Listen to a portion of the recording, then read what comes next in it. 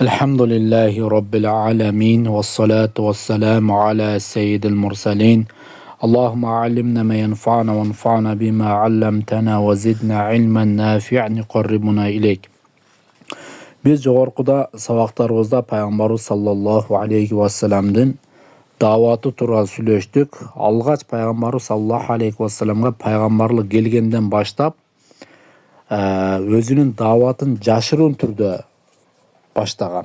Башкача айтканда өзүнүн эң ишеничтүү жакын досторуна, жакын ага инилерине, жакын эже карындаштарына, жакын бир туугандарына гана айткан. Өзүнүн ишенген, өзүнө жакын адамдарына айткан. Мындайча айтканда эч качан мен пайгамбар болдум деп эле баардыгына жарыя кылып айткан эмес. Дават иши, исламга чакыруу иши жашыруун түрдө гана ишке ашып келген.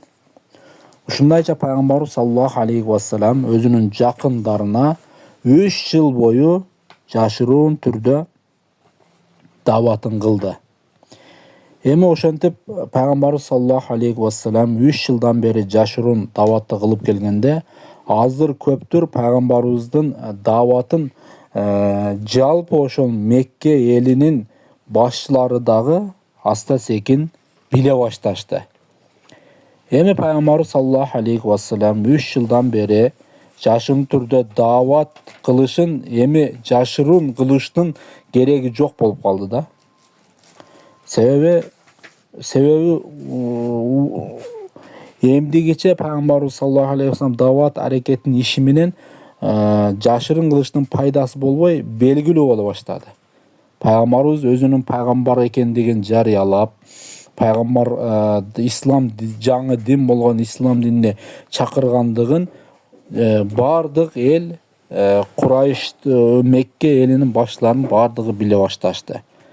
Эми ошондуктан Аллах субхану ва тааля даватты, исламга чакыруу дават ишин ачык түрдө жарыялаштыкка Пайгамбарыбыз саллаллаху алейхи ва саллямга буйрук бере баштады. Ошо алгач Пайгамбарыбыз саллаллаху алейхи ва саллям ушул аят түшөт. Ванзир аширатакал акрабин. Аллах субхану ва тааля алгач эң жакын тууган тушкандарыңды Аллах динине чакырып, акырет азабынан айбыктыргын деген Аллах субхану ва таалянын аяты түшөт. Ошондуктан Пайгамбарыбыз саллаллаху алейхи ва саллям 3 жыл жашыруун түрдө дават кылгандыгын эми ачык эле Пайгамбарыбыз саллаллаху алейхи ва саллям дават кыла баштады. Ачык эле айта баштады. Эми чындыгында даватты ачык кылыштык өтө мындай кыйын болгон Пайгамбарыбыз саллаллаху алейхи ва саллям. Бир күнү Пайгамбарыбыз саллаллаху алейхи ва саллям Азирет Алинин жанына чакырып: Али, Алла Таала жакын туугандарымды азап тозок менен коркутуумду буйрушу мен үчүн аябагандай чоң жоопкерчилик алып келди. Мен сезип эле турам, аларга ушул маселе жөнүндө айта баштаганда эле алар көңүлүм жактырбаган нерселер менен айыпташат дейт.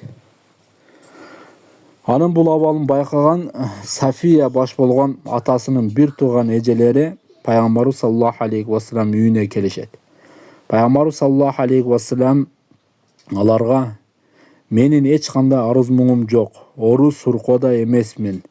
Бирок Алла менин жакын туугандарымды акырет азабынан айбыктырып, коркутушумду буйурду. Абдул Мутталиб уулдарын топтоп, аларды Аллахка иман келтирүүгө үндөгөнү жатам дейт. Ошентип Пайгамбарыбыз саллаллаху алейхи ва саллямдын өзүнүн эжелерине, башкача айтканда атасынын бир тууган эжелерине мына ушинтип айтып Пайгамбарыбыз саллаллаху алейхи ва саллям алгачкы ачык түрдө жарыя даватын кыла баштайт. Ошол айтканда ошондо мен бардыгын топтун Пайгамбарыбыз саллаллаху алейхи ва саллям бул жерде ою өзүнүн жакын туугандарын бардыгын бир жерге топтоп туруп, жогоркуда Аллах субхану ва таалядан буйрук албадыбы? Аллах субхану ва тааля айтты: алгач эң жакын тууган тушкандарыңды Алланын дилине чакырып, акырет азабынан айбыктыргын деген Аллах субхану ва тааляның аяты түштү. Демек ошондуктан Пайгамбарыбыз саллаллаху алейхи ва саллямдын алдындагы эң чоң милдети өзүнүн тууган тушкандарын биринчиден башкалардан мурун өзүнүн тууган тушкандарын акырет азабынан эскертиш керек эле жана ислам динине чакырыш керек эле. Ошондуктан пайгамбар саллаллаху алейхи вассалам эң жакшы бир ойду ойлойт. Эми ар бирине барып отуруп, ар бирине биргенден айткандан көрөк, мен туугандарым бардыгын бир жерге чогултайын дагы, бир сый тамак уюштуруп туруп, конокко чакырайын дагы, ошол жерден бардыгына бир дават кылайын деп пайгамбар саллаллаху алейхи вассалам ушундай ой болот да. Ошондо пайгамбар саллаллаху алейхи вассалам эжелери дагы пайгамбарга ушундай айтат: Мухаммед, сен чакыра бер, бирок Абу Лахабты чакырба. Себеби ал сени эч качан укпайт жана сага кошулбайт дешет. Себеби бул Абу Лахаб, бул пайгамбар саллаллаху алейхи вассалам абаларынан болуп кетет. Ислам динине пайгамбарыбызга түк каршы турган адам болгон.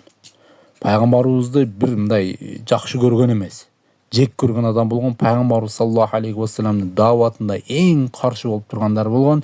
Ислам деген диндин жайылышына түк каршы эле. Ошондуктан пайгамбар саллаллаху алейхи вассаламдын эжелери дагы айтат: Мухаммед, башкалар чакырсаң чакырго, бирок конокко, сый тамагыңа, бирок ушу Абу Лахаб чакырбай эле кой. Себеби ал келгени менен ал сени укпайт, ал тополоң кылат, ал ушундай бир сөгүп сагып бир жакшы сөздөр айтпайт. Аны чакырбай эле кой да, башкаларны чакыр дейт. Ошондо пайгамбар саллаллаху алейхи вассалам ошол өзүнүн абасы Абу Лахабты чакырбайм деп ойлойт да, анан башкаларын, өзүнүн туугандарын бүт сый конокко чакырат. Ошондо пайгамбарыбыз саллаллаху алейхи вассалам Азирети Алиге айтат, Али радиаллаху анху: бул жерде бир кишиге гана жете турган эттен тамак жасап, бир кумурага сүт толтур. Андан кийин Абдул Мутталиптин уулдарын чакырып кел. Алар менен сүйлөшө турган сөзүм бар. Аллахтан алган буйрукту аларга билдиремин дейт. Азирети Али анын айткандарын ошол замат аткарат. Эртеси Абу Талиптин үйүнө чакырылбаган Абу Лахаб да келип, туугандарынан экөөсү аял, бардыгы 45 киши топтолот. Дасторконго коюлган эт жана сүт бир эле кишиге жетерлик болчу. Пайгамбарыбыз саллаллаху алейхи вассалам этти бөлүп, туугандарына бисмилла гана алыңыздар дейт. Олтургандардын баары ошол бир кесим эттен тойгуча жешет. Караса эт бир аз гана кемип, мурдагыдай эле болуп турат. Бул окуяга абдан таң калышат. Сунулган сүттү иче башташат. Суусундуктары кангыч ичсе дагы түгөтө албай коюшат. Таң калыштуу. Бул жерде пайгамбар саллаллаху алейхи вассаламдын мojizasi болот. Бул деген сөз Аллах субхану ва тааланын пайгамбарыбызга берген керемети, мojizasi. Өзү бир эле адамга, бир адам эле тое турган эт бар, бир эле адам иче турган сүт бар. Бирок ошол сүт Аллах субхану ва тааланын кудурети менен, Аллах субхану ва тааланын пайгамбарыбызга болгон урмат сыйынын натыйжасында ошол адам 45 адамга жетет. Бир адамга жете турган эт менен сүт 45 адамга жетет. Мындайча айтканда Аллах субхану ва таала берекени берип коет ушул жерде. Ошентип канчалык эттен жессе дагы, сүттөн ичсе дагы түгөбөй коет. Караса эт бир аз гана кемип, мурдагыдай эле болуп турат. Бул окуяны көрүп, жанагы отургандардын бардыгы таң калышат. Тамак жели бүткөндөн кийин пайгамбарыбыз саллаллаху алейхи вассалам сөз баштар алдында Абу Лахаб жөнү жок кийлигишип: "Буга чейин мындай сыйкырды көргөн жок элек. Мухаммед силерди сыйкыр менен сыйкырлап жатат" дейт. Андан кийин пайгамбарыбызга саллаллаху алейхи вассалам акарат көрсөтө, өйдө төмөн сүйлөп тил тийгизет. Келген туугандарын ыркын бузат. Бул жолу пайгамбарыбыз саллаллаху алейхи вассалам сүйлөгөн мүмкүнчүлүк да берилбей, чакырылгандар сөз эмне жөнүндө болорун да билбей үйлөрүнө таркап кетишет. Демек, бул пайгамбарыбыз саллаллаху алейхи вассалам өзүнүн туугандарын бардыгын топтоп туруп, сый тамак уюштуруп туруп, даватты жалпысына бирдей дават берем деп ойлогон эле.